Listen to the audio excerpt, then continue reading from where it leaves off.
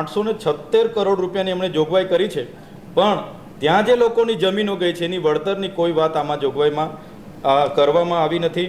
પ્રધાનમંત્રી આવાસ માટે એમણે 1,20,000થી વધારો કરીને 1,70,000 કરવામાં આવેલ છે, પણ અમારી માંગ હતી કે જે રીતે શહેરી વિસ્તારોમાં પ્રધાનમંત્રી આવાસ યોજનામાં 3,50,000 આપવામાં આવે છે એ જ પ્રમાણે ગ્રામ્ય વિસ્તારોમાં પણ આપવામાં આવે, પણ એને પણ ધ્યાને લેવામાં આવેલ નથી.